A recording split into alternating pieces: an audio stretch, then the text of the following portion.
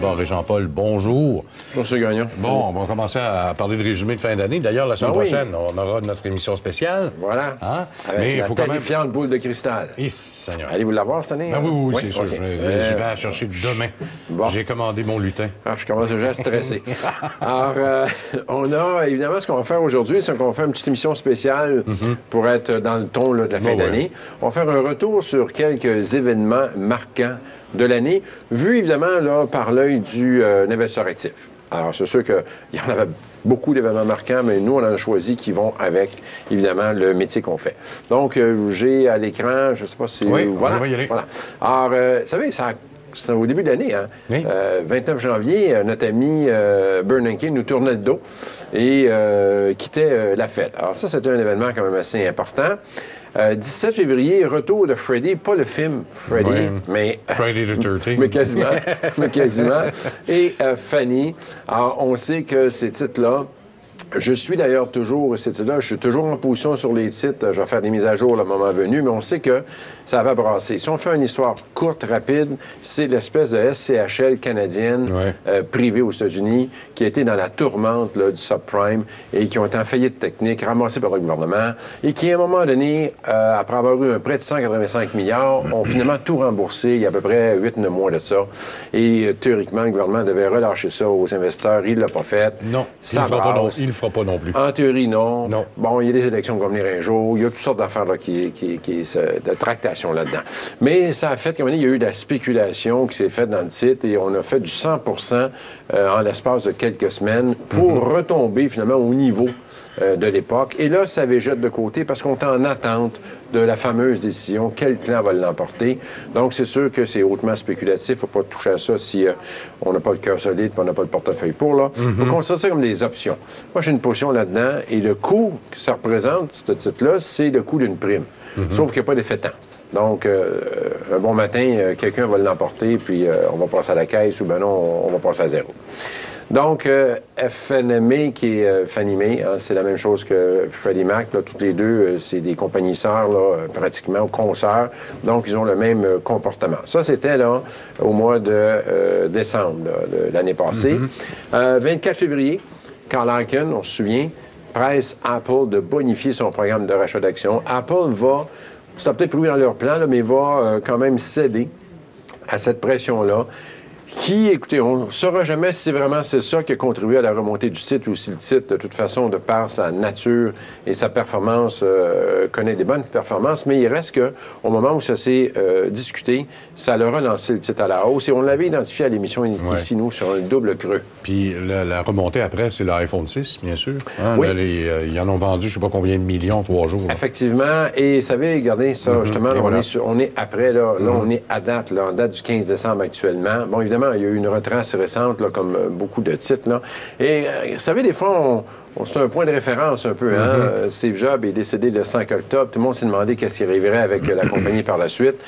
Bon, ça a brassé, là, mais on voit qu'actuellement, le titre est à un sommet de tous les temps. Donc, il faut croire que finalement, vraiment, la relève était prête et que le titre peut très bien fonctionner sans notre ami Steve. Il ne faut pas oublier non plus qu'il a été divisé 7-1 cette année en plus, là, au mois de février. Effectivement. Donc, dans les faits, on peut multiplier ça par 7 pour connaître la valeur pré-split qu'on appelle. Là.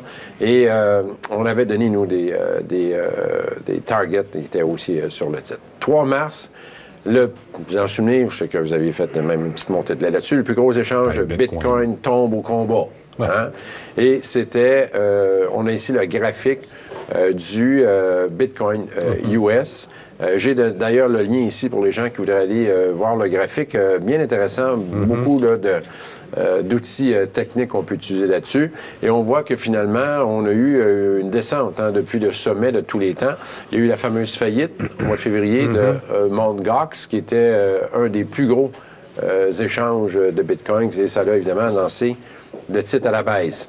On disait à la blague à l'époque qu'on pouvait s'acheter une Tesla avec des bitcoins. Alors, ça coûtait 186 000 bitcoins en mars, mais en décembre, ça en coûte 297 000. C'est ça. Donc, évidemment, l'effet de la baisse du... Pour ceux qui veulent suivre ça, là, c'est XBT aux États-Unis, alors, pour bien le suivre. Là. Effectivement, et pour les amateurs, ça... Vous souvenez-vous de ça? On a fait aussi un topo là-dessus. Puis écoutez, ouais. Ça brasse de ce temps-ci. Moi, je n'ai pas regardé ça depuis le temps. J'ai regardé dernièrement. C'est incroyable ce qui est arrivé. Écoutez, là, on disait que c'était évidemment... tout le monde là, avait les yeux tournés vers ça pour se demander ce que c'était pour donner. D'une façon assez cocasse, les compagnies de tabac traditionnelles, eux, ont continué de bien performer. Alors, on voit là, ici là, les 3 plus gros qui ont eu des performances vraiment exceptionnelles. Mais malheureusement, vous allez voir que ça peut être la même chose dans les cigarettes électroniques. VPCO, au 7 mars, on était à 8,59. Augmentation de 646 depuis le 1er janvier. Alors, regardez actuellement, 1,31. C'est vraiment là la débandade incroyable. Et c'est assez étonnant parce que théoriquement, tout le monde en parle, puis on pense qu'il peut y avoir un avenir là-dessus, mais vous allez voir un peu ce qui est venu mettre du plomb dans l'aile. Les revenus n'étaient pas là cette année là, par rapport à l'an passé. Vous avez raison. Puis la FDA s'en est mêlée. En plus. En plus. Alors, ici, un autre gros joueur là-dedans, 16,86 en mars. Regardez ça aujourd'hui, c'est gagnant 9 sous. C'est pas 9 piastres, là. 9 sous. Et effectivement, regardez, avec ce que vous dites, pas de revenus. Et en avril 2014, la FDA s'en est mêlée. Et là, ils ont commencé à dire qu'ils étaient pour mettre de la réglementation là-dessus, ils étaient pour bannir ça, pas en bas de 18 ans. En tout cas, ils étaient pour y faire la vie dure. Alors, évidemment, ça là... Mais écoutez, je pense qu'à terme, c'est quelque chose à surveiller. J'achèterai pas, là, maintenant, là, mais il faut avoir un œil là-dessus parce que je crois que ça va finir un bon matin par percer, là. Et même en date d'aujourd'hui, là, présentement, là, c'est 5 sous. Ah, imaginez, c'est incroyable. Il a perdu à moi presque 40 là. Pas des blagues, là. On va se rendre à zéro, là. Voilà. Donc, c'est à surveiller. Herbalife, ça a été toute une autre histoire sur Herbalife avec notre ami Icahn et notre ami Ackman. Je connais le prix, là.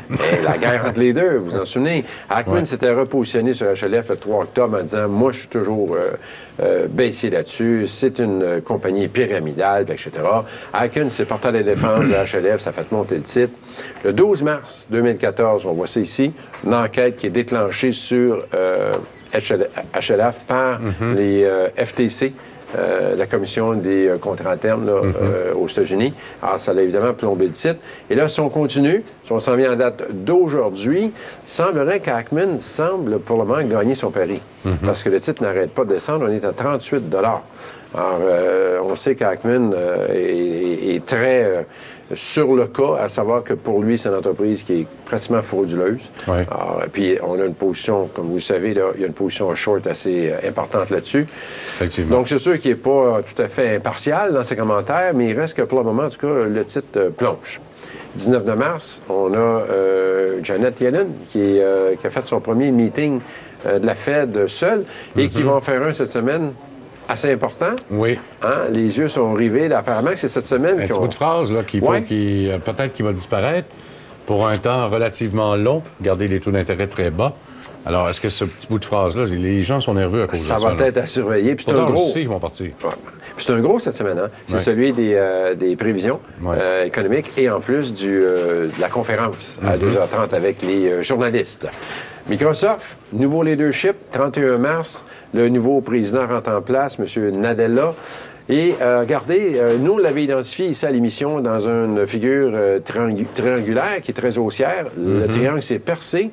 Et pas longtemps après, on confirmait l'arrivée de Nadella en février 2014. Et depuis ce temps-là que le titre de Microsoft se porte relativement bien. Bien, il est passé de 36 à 48 là, autour. Là. Et même au sommet, c'était 49,61. C'est quand même pas mal. Il y a un effet Nadella là-dedans.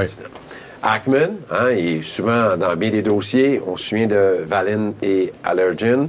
La saga continue. Ackman en rajoute à ce moment-là. On sait qu'ils ont tenté de les acheter par 3 ou 4 fois. Là. On a ici d'ailleurs toutes les offres. C'est assez incroyable. Hein? L'offre initiale, deuxième offre le 28 mai, troisième offre le 30 mai, une autre offre le 6 de juin.